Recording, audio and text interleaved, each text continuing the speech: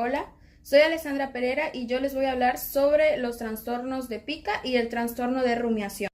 Mi nombre es Didier Díaz. Voy a hablar sobre el trastorno de evitación o restricción de ingesta de alimentos. Hola, yo soy Carla Uck y les voy a hablar acerca de la bulimia nerviosa y el trastorno de atracones.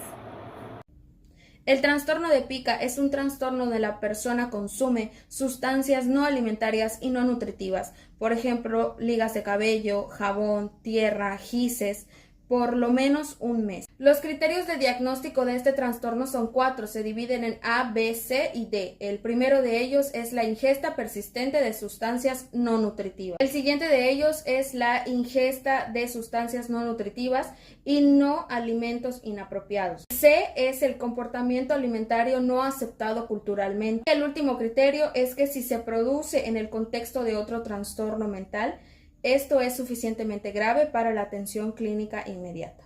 Las características diagnósticas son que no existe una aberración a la comida en general y que la edad mínima para diagnosticar este trastorno es 2 años. En el diagnóstico inferencial es que este trastorno puede venir a raíz de otro trastorno, por ejemplo, la esquizofrenia, el trastorno del espectro autista, entre otros. La comorbilidad tenemos en mayor grado el trastorno del espectro autista y en menor grado el trastorno de esquizofrenia.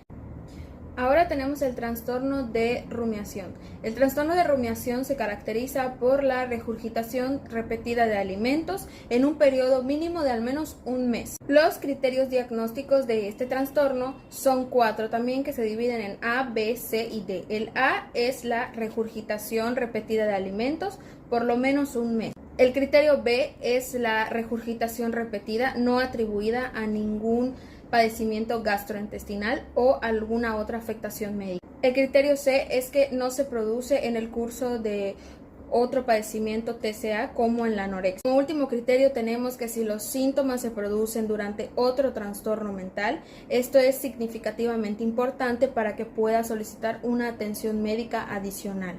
Una característica de diagnóstico es que no necesariamente tienen que sentir náuseas u otro tipo de malestar para devolver la comida.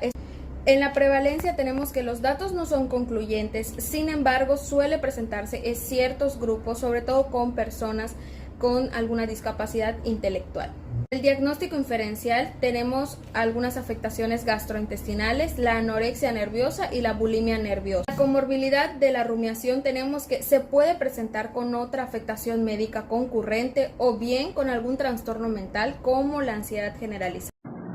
El trastorno de evitación y restricción de la ingesta de alimentos sustituye y amplía el diagnóstico del trastorno de la alimentación en la infancia y primera niñez del DSM-4. La principal característica de ese trastorno es la evitación o restricción de la toma de alimentos. En cuanto a los criterios diagnósticos podemos encontrar 4. El primero sería falta de interés aparente por alimentarse o por comer.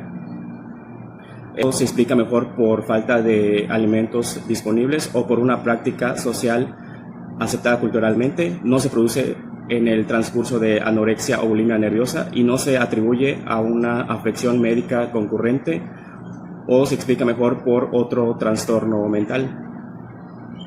Entre las características diagnósticas están pérdida significativa de peso, dependencia a la alimentación enteral o suplementos nutricionales, orales o una marcada interferencia en el funcionamiento psicosocial. El diagnóstico diferencial puede estar relacionado con otras enfermedades médicas como trastorno del apego reactivo, el TOC, trastorno del espectro autista, anorexia nerviosa, el TOC, trastorno del espectro esquizofrenia y en comorbilidad con trastorno de ansiedad, trastorno obsesivo-compulsivo, trastornos del desarrollo. En la anorexia nerviosa involucra 3 características: la restricción de la ingesta energética persistente, el miedo intenso a ganar peso o a engordar y la alteración de la forma de percibir el peso. En cuanto a los criterios diagnósticos, se involucran 3 incisos. A, la restricción de la ingesta en relación con las necesidades. B, miedo intenso a engordar. Y C, es la alteración en la percepción propia del peso o constitución física. En los tipos tenemos el tipo restrictivo, que este subtipo describe presentaciones en las que la pérdida de peso es debida sobre todo a la dieta, el ayuno y vicio excesivo. El tipo con atracones purgas, que es durante los últimos 3 meses, el individuo ha tenido episodios recurrentes de atracones o purgas, es decir, vómito autoprovocado o utilización incorrecta de laxantes, diuréticos o enemas. El riesgo de suicidio es elevado en la anorexia nerviosa, con tasas publicadas del 12% al año. El diagnóstico diferencial incluye las afectaciones médicas, los trastornos depresivo mayor, la esquizofrenia, el trastorno por consumo de sustancias, la bulimia nerviosa, y hablando de las comorbilidades, involucran los trastornos de ansiedad, el trastorno depresivo y los trastornos bipolares. En nerviosa contiene 3 básicas: la restricción de la ingesta energética, miedo intenso a ganar peso y la alteración de la forma de percibir el peso y la constitución propia. En 12 meses de esta anorexia nerviosa entre las mujeres jóvenes es aproximadamente del 0,4%. La anorexia nerviosa es mucho menos común entre los hombres que entre las mujeres. Suele empezar durante la adolescencia o la edad adulta temprana. Rara vez esta empieza antes de la pubertad o después de los 40 años. Sobre la gravedad actual, se divide entre leve, con un índice de masa corporal mayor a 17 kilogramos entre metros al cuadrado, moderado con un IMC de entre 16 y 16,99, el grave con un IMC entre 15 y 15,99 y el extremo involucra un IMC de menor a 15 kilogramos entre metros al cuadrado. En la bulimia nerviosa, los individuos suelen estar dentro del rango de peso normal o tener sobrepeso. Entre los atracones, los individuos con bulimia nerviosa suelen restringir su consumo total de calorías. Hay ciertos criterios diagnósticos. Los episodios recurrentes por atracones, el comportamiento compensatorio, atracones y comportamientos compensatorios al menos una vez a la semana durante un periodo de 3 meses. Y también involucra niveles de gravedad. Leve es un promedio de entre 1 y 3 episodios de comportamientos compensatorios inapropiados a la semana. El moderado un promedio de entre 4 y 7 episodios. El grave involucra un promedio de entre 8 y 13 episodios a la semana. Y el extremo un promedio de entre 14 episodios a más de estos comportamientos compensatorios inapropiados a la semana. En cuanto a la prevalencia, en la prevalencia a 12 meses de la bulimia nerviosa entre las mujeres jóvenes es de el 1 y 1.5%. La prevalencia puntual es mayor entre los adultos jóvenes.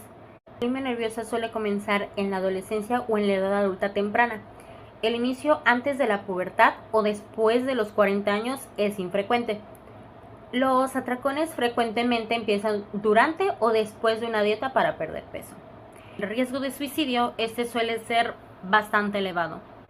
Así también se puede hacer el diagnóstico diferencial de entre la anorexia nerviosa del tipo atracones purga, el trastorno de atracones, el síndrome de Klein-Levin, el trastorno depresivo mayor y el trastorno de la personalidad límite.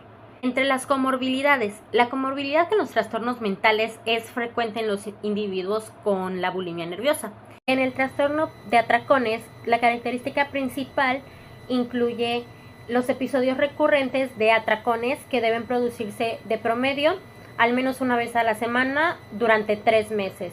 Un episodio de atracón se define como la ingesta en un periodo determinado de una cantidad de alimentos que es claramente superior a la que la mayoría de las personas ingeriría en un periodo similar y en circunstancias parecidas. Los criterios diagnósticos involucran el inciso A, que son episodios recurrentes de atracones; B, asociación de los episodios de atracones, como por ejemplo el comer mucho más rápido de lo normal; C, malestar intenso con respecto a los atracones; y D, los atracones se producen al menos una vez por semana durante 3 meses así como el inciso E, que es que el atracón no se asocia a la bulimia o a la anorexia nerviosa.